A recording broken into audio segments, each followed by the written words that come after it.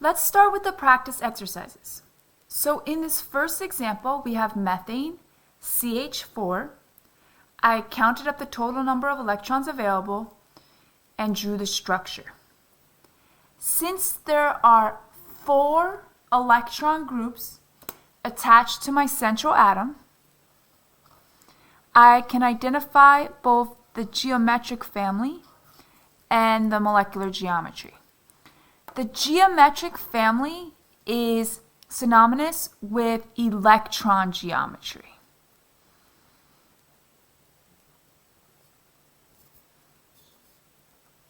So this will be tetrahedral for both.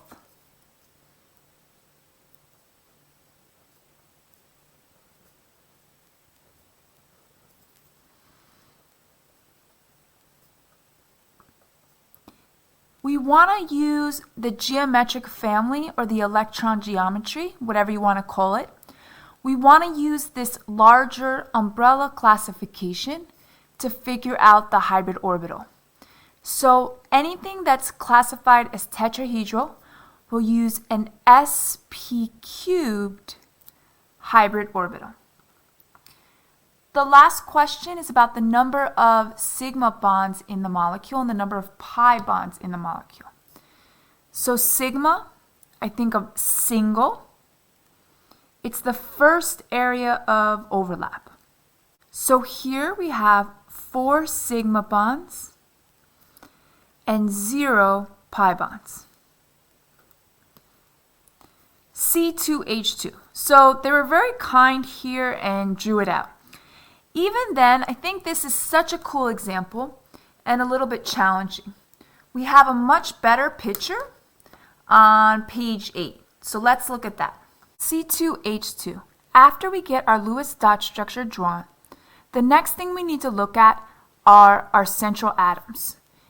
This molecule is a little bit challenging in that we have 2 central atoms. So for this carbon, looking at what's directly attached to it, there's 2 electron groups and 0 lone pairs. That tells me we're looking at something that's linear. The same thing happens with the other carbon. So we have this electron group, and then I can circle this electron group again because it's directly attached to our second carbon as well. So the analysis will be the same. We have 2 linear central atoms. That's definitely captured in our image here. So if I'm going to go in and maybe label the atoms, we have a carbon center here and another carbon center here. And then looking across, this is the linear part of the molecule. When something's linear, we can use that to identify the kind of hybridization and the kind of orbitals we expect. When something's linear, I would expect it to use the sp hybridization scheme. So this first carbon has 2 sp hybrid orbitals. This second carbon also has 2 sp hybrid orbitals.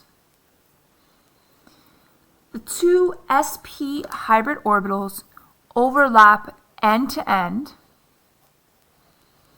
And when you have this end-to-end overlap, it's your first area of overlap, that's going to be a sigma bond. This is a hydrogen and this is a hydrogen. And we know from prior discussions that hydrogen doesn't hybridize. It's going to just stay in its 1s spherical shaped orbital. Nonetheless, it's still exhibiting end-to-end overlap with the hybrid orbitals of carbon. So we have some end-to-end overlap here, which means we're looking at another sigma bond, and some end-to-end overlap over here, which means we're looking at a sigma bond. I don't always go through the process of drawing this out. This is a lot of work, right? So when I'm looking at my Lewis dot structure, I'm going to label single bonds as sigmas. And then if I'm looking at a double or triple bond, I'm going to label one of those bonds in the double or triple bond as sigma. So sp, we see coefficients of 1 and 1. So we're talking about two hybrid orbitals. Again, kind of looking back at the prior discussion, two hybrid orbitals, that's only going to hold 4 electrons. That doesn't make complete sense because we know carbon likes a full octet. We can see that carbon has 8 electrons around it. So in addition to the two hybrid orbitals, we're going to have two unhybridized orbitals. So we have, and they're perpendicular. So this one is at 90 degrees. So the hybridized orbitals are going across, maybe on our x-axis. And then we have this unhybridized p orbital. This just counts once, what I've outlined here in green, because p orbitals have 2 lobes. And that's going up and down, so maybe on our y-axis. We have a p orbital on the second carbon. Those p orbitals overlap side to side. So that's what these lines are showing us. And that's going to be a pi bond. So one of these bonds here in this triple bond, we can label as pi. That accounts for 2 more electrons. We got 1, 2, 3. We got 3 orbitals, that's 6 electrons now. And we need 1 more. So we're going to do 1 more unhybridized orbital going out of the plane of the paper. These 4 orbitals, there's the 2 orbitals that are linear, and then the other 2 are perpendicular to one another and perpendicular to the hybridized orbital. Another p orbital coming out of the plane of the paper over here. And then we have another area of side-to-side overlap. So we can label this as sigma. Even though the overlap is drawn on both the top and the bottom, it just depends on where the electrons are. To summarize, on the C2H2 molecule, we have 2 central atoms. They're both linear. So here I'm going to write linear, and maybe just as a reminder to myself, I'm going to put times 2.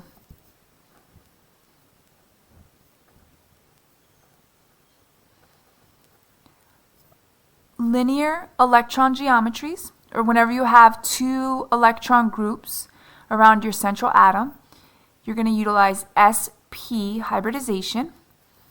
And for this entire molecule, we're going to use the entire molecule here in these counts. We're looking at 3 sigmas and 2 pi bonds. This next example, hydrofluoric acid, always throws students for a loop. There's so much emphasis on the central atom. And the question here is, who is our central atom?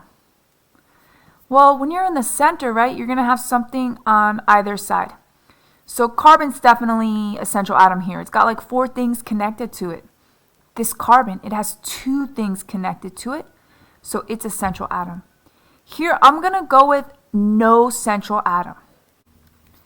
So on these binary compounds, since there's no central atom, we're going to write not applicable for our electron geometry and not applicable for our molecular geometry. However, that doesn't preclude us from thinking about what kind of orbitals might be used by the molecule. So just for kicks here, I'm going to write hydrogen, and I'm going to make a note that it's going to use a standard or unhybridized 1s orbital. And our fluorine, go back and watch the other video. We discussed that fluorine, since it only needs to pick up 1 electron, also utilizes standard orbitals. So it's going to utilize the standard p orbital, and in the specific case of fluorine, it'll be a 2p. There's just one bond, and it's a single bond. So I'm going to go with 1 sigma. The 1s and the 2p orbitals would experience end-to-end overlap. And then the remaining p orbitals would hold the lone pairs. When you draw out the Lewis dot structure for ethane, CH3, you'll notice once again that we're dealing with two central atoms. So focusing on one of the carbons, one of the central atoms, I notice that it has 4 electron groups. That tells me two things. One, we're looking at tetrahedral electron geometry, and we're looking at sp cubed hybridization. The other carbon also has 4 electron groups, so it too will be tetrahedral with sp cubed. So in our picture here, we have this carbon center, and then attached to each carbon center are the 4 sp cubed hybrid orbitals. So this is one orbital, holds 2 electrons, one orbital, another one, and the last one for our first carbon. We have a second carbon over here, so it will have its own hybrid orbitals, 4 of them. Again, you can always check how many hybrid orbitals you should have by adding up the coefficients of the hybrid name. So it's S1P3, that's 4, so I expect 4 hybrid orbitals around that carbon. When a hybrid orbital overlaps with another hybrid orbital, and it's the two ends of the orbitals that are overlapping, we're looking at a sigma bond. It's also going to be, or could be, a single bond. Then we have our hydrogens, which are all in 1s orbitals. So hydrogen here, and hydrogen here. Same thing over here. Those hydrogens also overlap. The 1s orbital overlaps in an end-to-end manner with the sp cubed orbital. So that's going to be another sigma bond.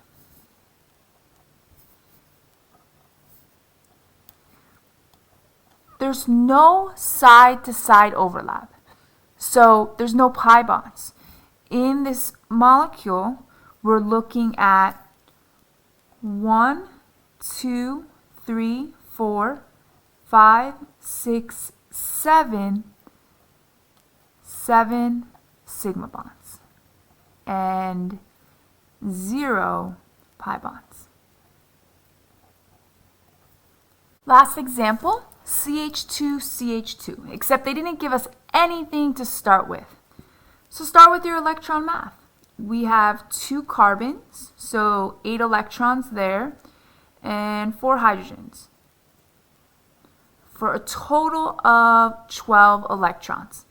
Carbons will be our central atoms, and then I'm going to keep it symmetrical here.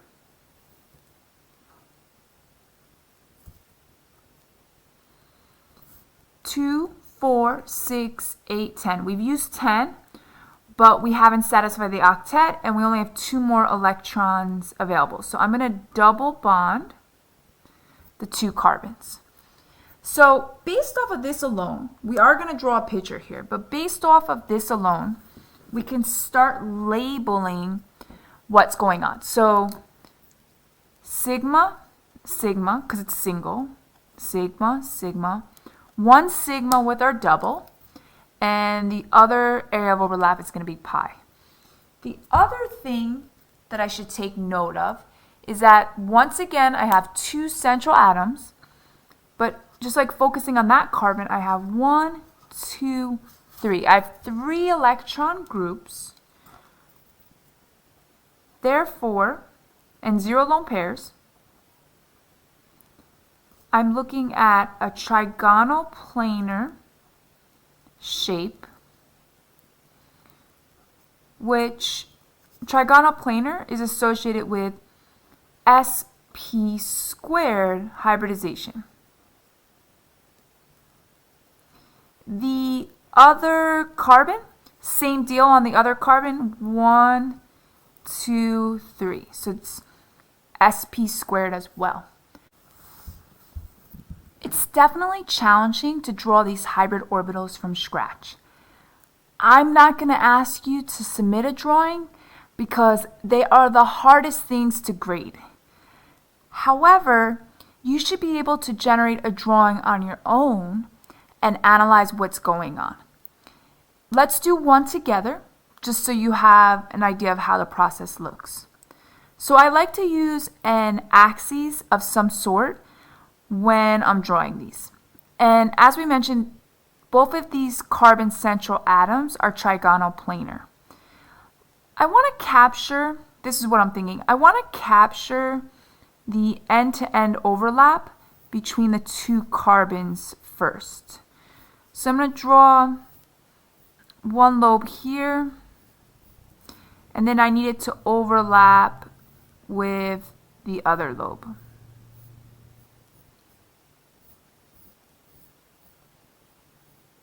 So, and again, it's hard for me. I'm not the best artist. I'm a scientist. But here's a carbon here that's like the center, and here's a carbon here. So this is an sp squared hybrid orbital, and here's another sp squared hybrid orbital. It does help, I found, to color them in a little bit. They just look like that much better. If I know it's asking a lot, but if you shade it in a little bit, it actually starts looking good. So something like that, and then I have my other, which direction the light is coming from on the hybrid, I don't know. I'm not that good at shading, but just to give it a little bit of three-dimensionality here. All right, so definitely now I can see the end-to-end overlap. So I'm going to do my sigma bond here. Each carbon needs 3 lobes. I've only drawn 1 lobe. And they need to be within a single plane. So as best as I can, do pencil first, try to draw something that looks planar. So this lobe is in the same plane as this one. This is the third lobe that messes me up.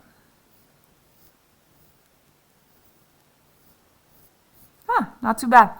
All right, let's see if I can do that over here. So we need 2 more lobes over here.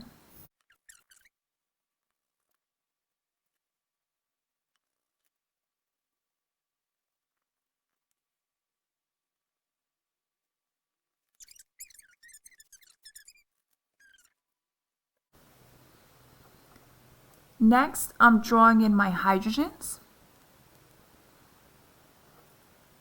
They're spherical because they use the 1s orbital. End-to-end overlap, so sigma, sigma, sigma. So we have the end-to-end overlap between the hydrogen, which uses a 1s orbital, and our hybridized sp squared orbital. I'll label all my orbitals. We got 3 hybrid orbitals around each carbon.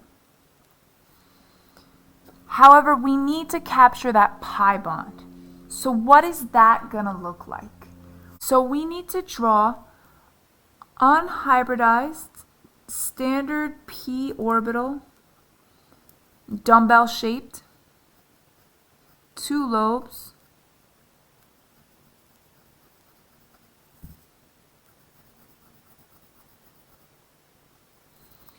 I'm going to label that one as a p orbital. Just going to label it once because it's really only one orbital. And then we'll have another one of those dumbbell-shaped orbitals on the other carbon.